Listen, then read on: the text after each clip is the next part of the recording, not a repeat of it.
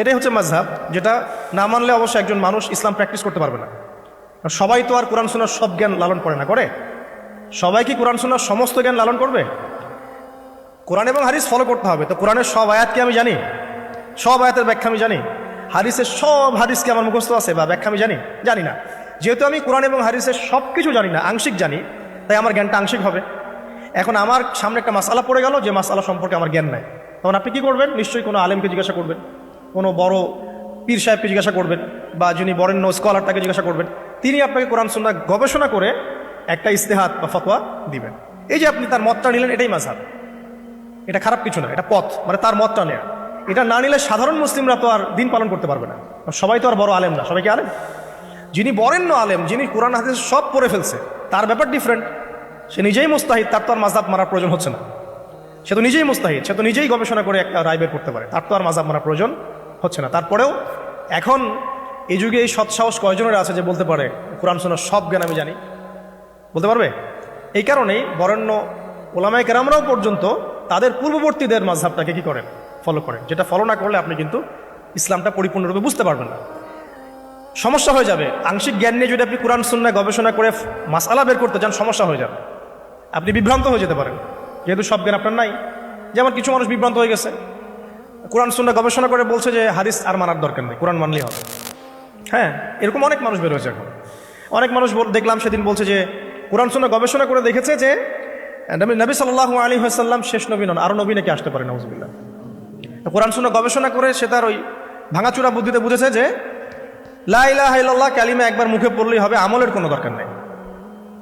আবার এক শ্রেণী বেরোচ্ছে, ওরা বলছে যে কবিরা গুনাহ যদি করে কেউ, কবিরা গুনাহ যদি কেউ করে ফেলে, সে কাফের হয়ে যাবে, তাকে হত্যা করা যাবে, নাউজুবিল্লাহ। এরকম মানুষ যে বিভ্রান্ত হচ্ছে কেন? বিকজ নিজে নিজে অধিক পাণ্ডিত্য প্রদর্শন করতে গিয়ে অন্যের মত, বড় বড় স্কলারদের আলেমদের মতকে প্রত্যাখ্যান করে নিজে যখন সব কিছু বুঝি এমন দাবি করছে, তখন বিভ্রান্ত হয়ে যাচ্ছে। এই কারণেই পূর্ববর্তী রিনাউন্ড উলামায়ে কেরাম যারা আছেন, ইমাম ফকিহ মুস্তাহিদ যারা আছেন, তাদের রায়গুলো এত ইম্পর্টেন্ট। এই কারণে তারা গবেষণা করে উম্মাকে 100 বছর এগিয়ে দিয়েছেন। এখন কি আমি আবার 100 বছর পিছন থেকে শুরু করব? বুঝাচ্ছি তারা। মেডিকেল সায়েন্স আছে না, মেডিকেল সায়েন্স, মেডিকেল সায়েন্সের যে বইগুলো পড়ে মানুষ ডক্টর হয়, সেই বইগুলো ওই সেকশনের বিজ্ঞ পণ্ডিতরা লিখেছেন না, ঠিক আছে না?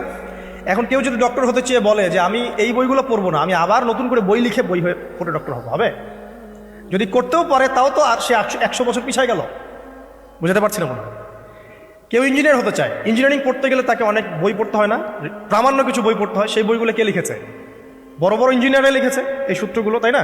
এই বইগুলো পড়ে তারা ইঞ্জিনিয়ার হচ্ছে। এখন একজন মনে করলো, চিন্তা করলো যে আমি ইঞ্জিনিয়ার হব, ইঞ্জিনিয়ারিং এর যত বই আছে নিজে আমি গবেষণা করে আবার নতুন বই লিখে ওই বইগুলো পড়ে আমি কি হব? ইঞ্জিনিয়ার হব। এই যদি ইঞ্জিনিয়ার হয়ও, তাহলেও কিন্তু 100 বছর পিছিয়ে গেল। বিজ্ঞানী হবে, বিজ্ঞানের অনেক সূত্র আছে না, ফিজিক্সের, কেমিস্ট্রি, বায়োলজির অনেক সূত্র আছে না? এই সূত্রগুলো গবেষণা করে করে মানুষ বড় বড় বিজ্ঞানী হচ্ছে না? এখন কেউ যদি চিন্তা করে না আমি নতুন করে সব তত্ত্বগুলো আবার আবিষ্কার করব, করে প্রামাণ্য বই লিখবো, সেই বই পড়ে নিয়ে আমি আবার বিজ্ঞানী হব, কত বড় বোকা! চিন্তা করেছেন? তো এখন বিষয়টা হচ্ছে, যারা 100 বছর এগিয়ে দিয়েছেন উম্মাকে, নতুন করে আবার 100 বছর পিছন থেকে শুরু করার কোনো মানে নাই। হ্যাঁ, এখন কি করতে হবে? যদি এমন নতুন নতুন কিছু মাসআলা বের হয় যেগুলো কোরআন সুন্নাহর সাথে সরাসরি পাওয়া যাচ্ছে না, তখন আপনি কি করবেন? আলেম ওলামাদের ইস্তেহাদের আশ্রয় নেবেন। দেখবেন, আপনি যাচাই করে দেখবেন যে এই মাসআলাটা কোন কোন আলেম কিভাবে রায় দিচ্ছেন। ঠিক আছে, আপনার বুদ্ধি আছে, আপনাকে আল্লাহ পাক ইলম দিয়েছেন, কোরআন সুন্নাহ গবেষণা করে আপনি একটা ফতোয়ায় আসতে পারবেন ইনশাআল্লাহ তাআলা। আল্লাহ পাক তৌফিক দান করবেন।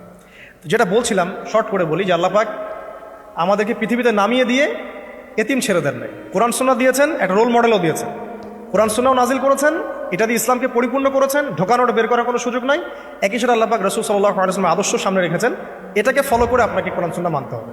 এখন নবী নাই, সাহাবী নাই, তাবিঈ তারা নাই, কিন্তু তাদের উত্তরসূরি ওলামায়ে কেরাম তো আছে, মুস্তাহিদ কেরাম আছেন, মুফাসসিররা আছেন, মুহাদ্দিসরা আছেন। তাদের রায়গুলো মেনে আপনাকে দিন ফলো করতে হবে। হ্যাঁ, তাদের কোনো রায় যদি দেখা যায় কোরআন সুন্নাহর সাথে সরাসরি বিরোধী হয়ে গেছে, একজন বড় আলেম মনে করেন বললেন যে হ্যাঁ, সুদী এনজিওতে টাকা রাখা যেতে পারে, হয়তোবা সে বিক্রি হয়ে গেছে বা তার কোনো মতের ভ্রম হয়েছে বা কোনো একটা কারণে, কোনো স্বার্থে সে কথাটা বলেছে। এবার আপনি বুঝতে পারছেন তার নাম অনেক বড়, টাইটেল অনেক বড়, কিন্তু সে সরাসরি কোরআন সুন্নাহর বিরুদ্ধে একটা কথা বলছে। আপনি নিবেন? তখন আপনি নিবেন, তখন ওই মাসআলাটা নিয়ে অন্য আলেমদের কাছে যাবেন যে অমুক আলেম তো এই কথা বলছেন, আপনারা কি বলছেন? তখন আপনি যাচাই বাছাই করে একটা সিদ্ধান্তে আসতে পারবেন। এভাবে দিন পালন করলে ইনশাআল্লাহ বিভ্রান্ত হবেন না ইনশাআল্লাহ। আর একা একা বুঝে সব করতে গেলে সমস্যা আছে। আল্লাহ পাক আমাদেরকে একটু বোঝার তো